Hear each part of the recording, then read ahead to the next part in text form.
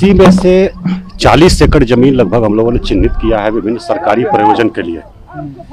उसके बाद आज खाली कराने का कार्य चल रहा है, जिसमें अधिकांश बाउंड्री वाल है और गैर आवासीय भवन है मुख्य रूप से, जिसमें कि बाउंड्री वाल किया हुआ है, अंडर कंस्ट्रक्शन है। उन्हीं को इस 40 एकड़ में से खाली कराया जा रहा है।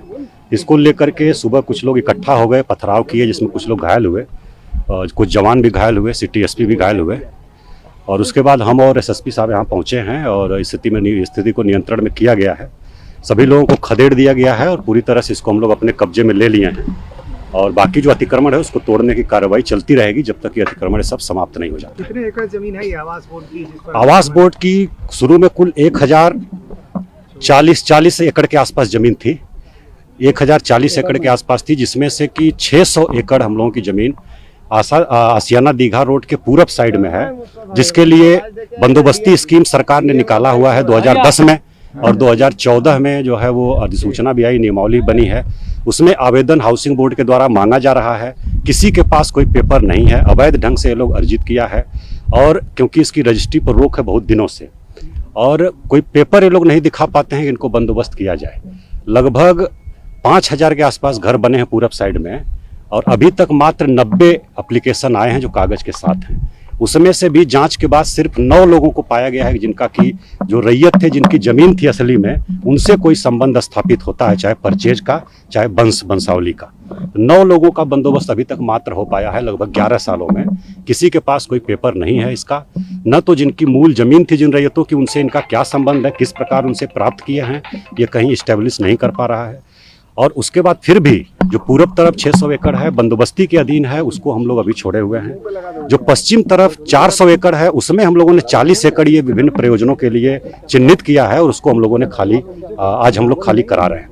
तो दावा पूरी तरह से अवैध है और लैंड माफिया इसमें शामिल है पूरी तरह से, क्योंकि लैंड बहुत ही वैल्यूएबल है, टाउन के अंदर की लैंड है। और लैंड माफिया सब क्या कर रहे हैं कि अपना निर्माण समिति बना करके अवैध ढंग से इसका ट्रांजैक्शन कर रहे हैं और बड़ी मात्रा में लोगों को बरगला रहे हैं। सीधे साधे लोग, उनका पैसा फंस रहा है, जबकि हम लोग प्रचार प्रसार किए हैं कि ये इस जमीन का खरीद बिक्री नहीं हो सकती।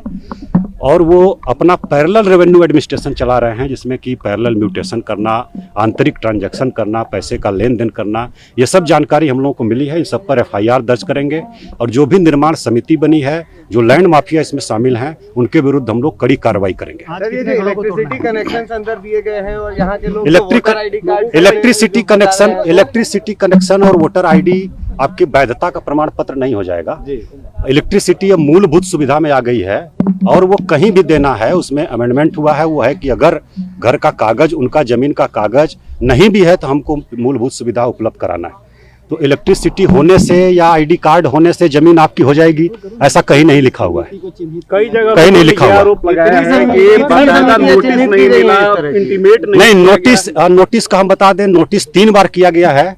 नोटिस जिनको किया जाता है उनका आता पता नहीं है, वो लेते नहीं हैं और मल्टीपल ट्रांजैक्शन आपस में लोग किए हैं। इसलिए हम लोगों ने आम सूचना किया, अखबार में प्रकाशन करवाया, यहाँ पर हम लोगों ने आम सूचना करके नोटिस चिपकवाया, जिसमें लगभग 150 लोग सुनवाई के समय गए थे और उसके बाद अगर कह रहे हैं कि नोटिस नहीं मिला है तो गलत बात है। एक और सवाल है सर कि ये जो विवाद है हमेशा सामने आता है, तो क्या इस बार जिला प्रशासन आवास बोर्ड की तरफ से आप कोई ठोस पहल कर रहे हैं ताकि इस तरह की स्थिति फिर नहीं? बिल्कुल ठोस पहल कर रहे हैं। जो 40 एकड़ हम लोगों ने चिन्हित किया है उसको हम लोग पूरी तरह से अपने कब्जे में लेंगे और जो लोग भी इसमें व्यवधान डालेंगे उनके विरुद्ध कड़ी कार्रवाई करेंगे। अभी लगभग 1 दर्जन लोगों को हम लोगों ने अरेस्ट किया है जो पत्थरबाजी कर रहे थे, आगजनी कर रहे थे, वो लोगों को अरेस्ट किया है और कड़ी कार्रवाई इसमें। आज कितने मकान टूटे सर?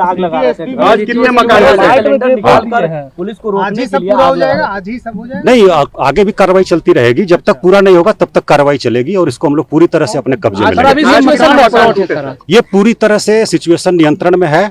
कुल 90 संरचना है हमारे 40 एकड़ में, लगभग 90 संरचना है, जिसमें अधिकांश बाउंड्री वाल हैं और कुछ अंडर कंस्ट्रक्शन घर हैं जिसमें कोई रह नहीं रहा है।